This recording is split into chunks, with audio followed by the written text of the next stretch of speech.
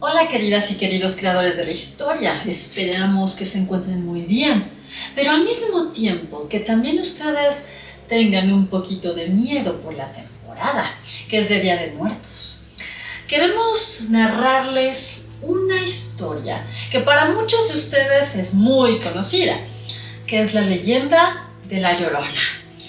Ahora bien, recordemos que hay dos versiones. Bueno, a ciencia cierta, vamos a decir que la verdad es que hay más de una versión o dos versiones. Pero bueno, vamos a decir que hay una versión que es de la época prehispánica, donde se toma como una de las cosas o los malos augurios que supuestamente se avecinaban sobre la gran México Tenochtitlan, y que en este caso indicaba que había una mujer vestida así como yo, ¿no?, a la usanza mesoamericana, y que se ponía a vagar por donde estaba el gran lago de Texcoco, a llorar, a decir una cosa así como de ¿qué será de mis hijos? Y muchas cosas por el estilo, y con gran dolor.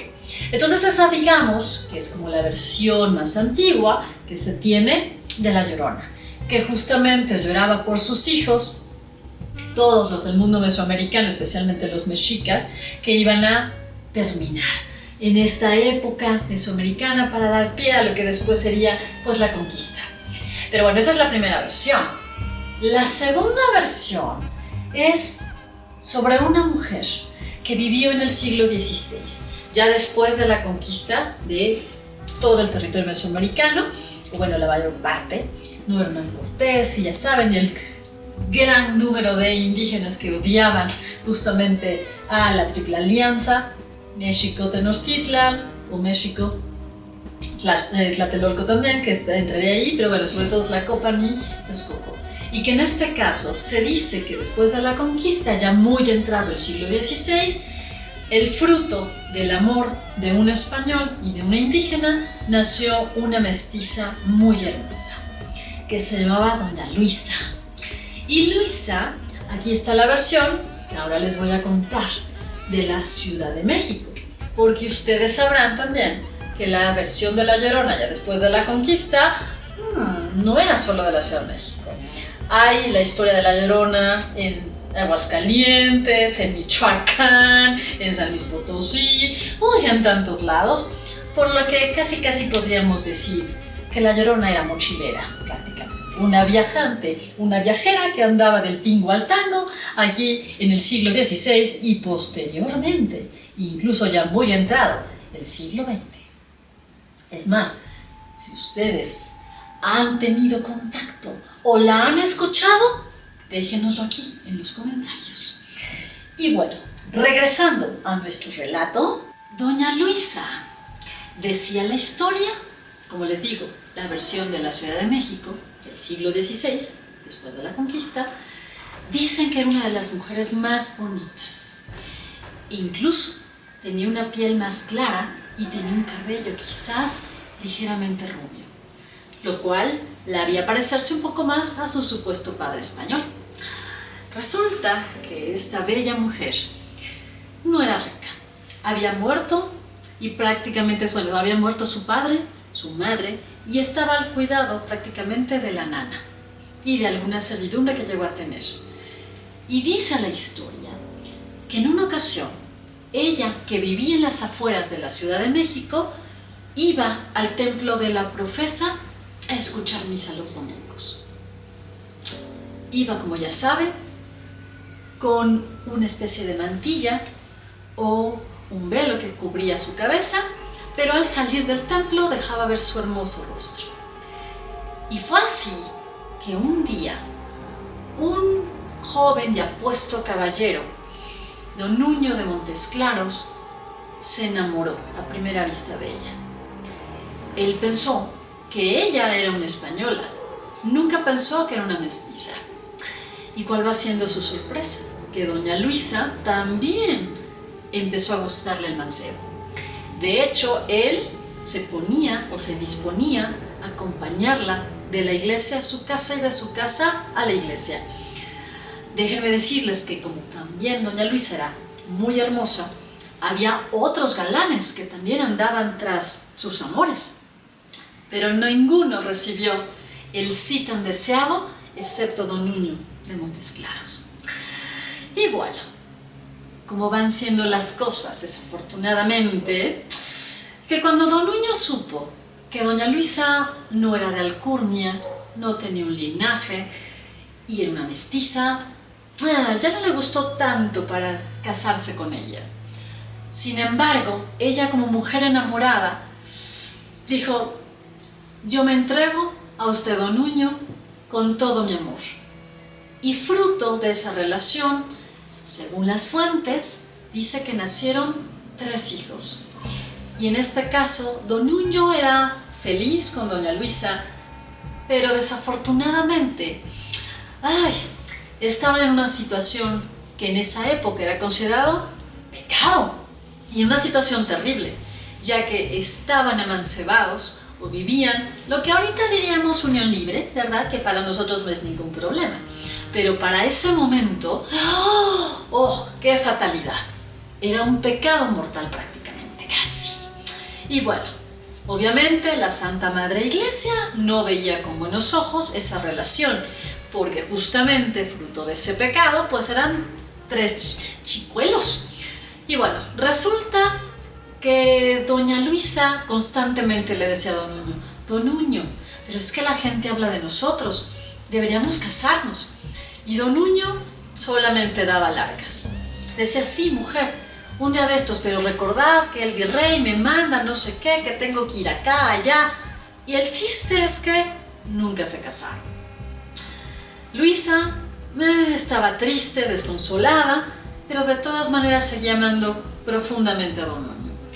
Un día le dice don Nuño a doña Luisa: señora mía, tengo que dejaros, a vos y a nuestros hijos, porque el virrey me manda que vaya hasta el Yucatán.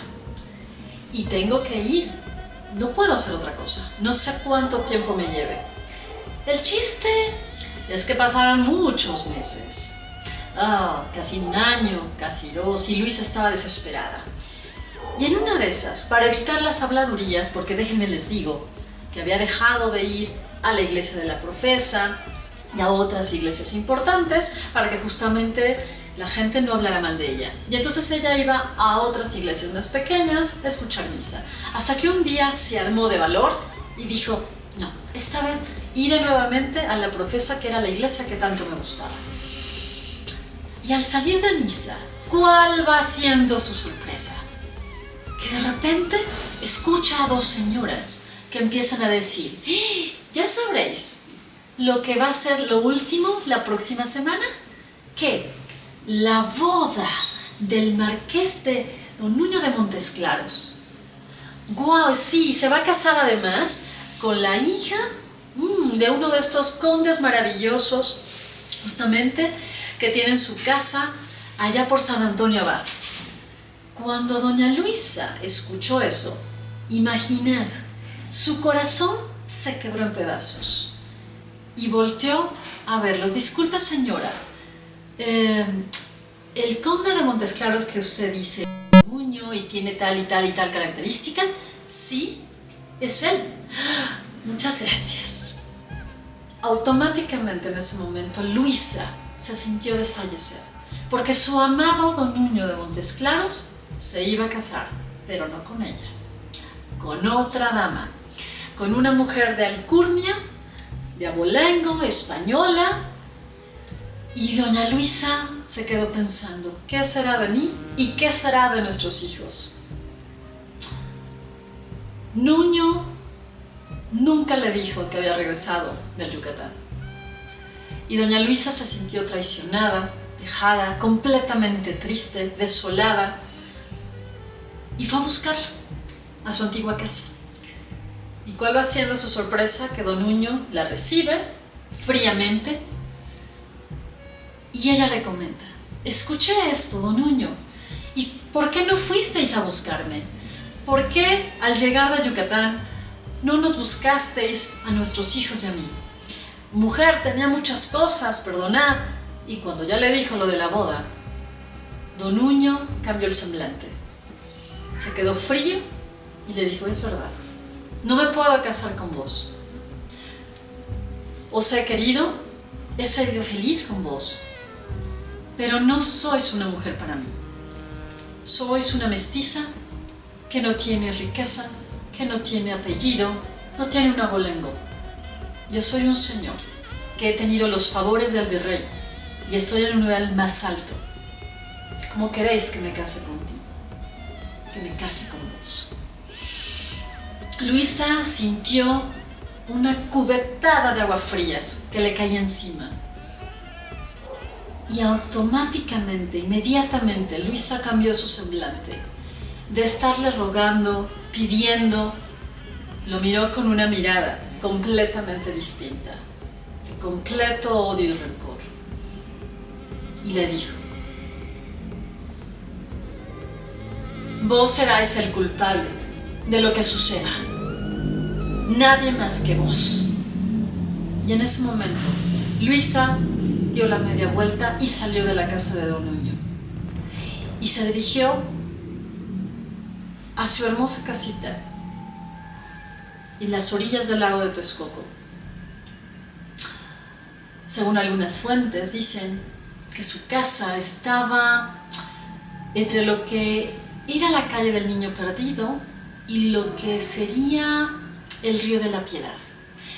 Digamos que casi entre el centro histórico y lo que actualmente es la colonia Roma, o los límites, ¿no? Más o menos, eso es lo que dicen algunas fuentes. Cuando llegó, aquí hay dos versiones. La primera señala que ella, en desesperación, con una ira toda llena de rabia, justamente, y cegada por estas dos emociones, agarró un cuchillo y fue directamente a las habitaciones de sus hijos y los acuchilló uno por uno. Los niños le gritaban: mamacita, madre, ¿qué hacéis? No, por favor. Y la nana, que tanto la amaba y que estaba con ella en las buenas y en las malas, intentaba detenerla, pero no era posible. Esa es una versión. La otra versión, que posiblemente es la más viable, es que tomó a sus hijos y los llevó al lago y los ahogó, uno por uno. Después de haber asesinado a sus propios hijos, cayó en cuenta de la terrible y dolorosísima acción que había tomado, que había hecho. Y ella, en total desesperación, cogió cada uno de los cuerpos de sus hijos, los abrazó, los besó, les pidió perdón, y sus lágrimas rodaron. Y ella, al no saber qué hacer, se quitó la vida. Les digo que esta posiblemente sea la versión más adecuada, porque en muchas leyendas de ella, de La Llorona, se dice que ella se aparecía en lugares donde había agua. Después de este suceso, otra versión dice que no se quitó la vida, sino que la gente, sus vecinos, al ver lo que había hecho, la mataron a pedradas y cayó al lago. Y por este asesinato tan atroz que hizo de sus hijos, se dice que la iglesia no la quiso sepultar en ningún camposanto, es decir, adentro, en los atrios de las iglesias, que era donde justamente se enterraban a las personas, porque era considerado un lugar sagrado, donde las almas podrían descansar en paz. Y fue enterrada en cualquier lugar en las orillas de la ciudad. Pasó el tiempo, ya nadie más habló del suceso, la terrible tragedia de doña Luisa y sus hijos y la traición de don Nuño. Don Nuño se casó, obviamente. Cuando una noche, así como esta, una noche fría, húmeda, por la cercanía del lago de Texcoco, se empezó a ver una figura vestida de blanco que emergió del lago y empezó a caminar sin tocar el agua. Era el fantasma, el espectro de doña Luisa. Empezó a buscar a sus hijos. Se dice que los primeros en toparse con este espectral suceso, figura, al verla, porque su rostro hermoso que alguna vez había sido, se tornó no solo de la muerte misma, sino de una entidad atroz que a cualquiera le podría paralizar el corazón. Y se dice que cuando alguna vez la vieron caminando algún transeúnte por las calles de la Ciudad de México, porque primero era solamente en los límites del lago y después justamente ya se adentraba donde había acequias, que eran los canales o las calles de agua, justamente. Recuerden que la Ciudad de México tenía eso, calles de tierra y estos canales o acequias, y que muy entrada la noche, ya como a las 11, 12 de la noche, cuando alguien iba en búsqueda de algún confesor o de algún médico, o venía de trasnochar de algún sarao o fiesta, se la podía encontrar. Y le decían: señora, ¿por qué está usted aquí sola? ¿Deseáis compañía? ¿Queréis o necesitáis la ayuda de alguien? Y era ahí donde justamente daba su alarido. ¡Ay, mis hijos!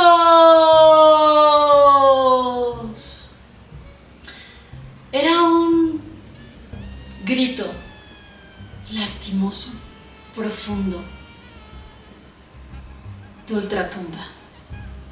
Era la desesperación de una madre que, ciega por el dolor y la ira, había terminado con la vida de lo que más preciaba, de lo que más amaba, sangre de su sangre.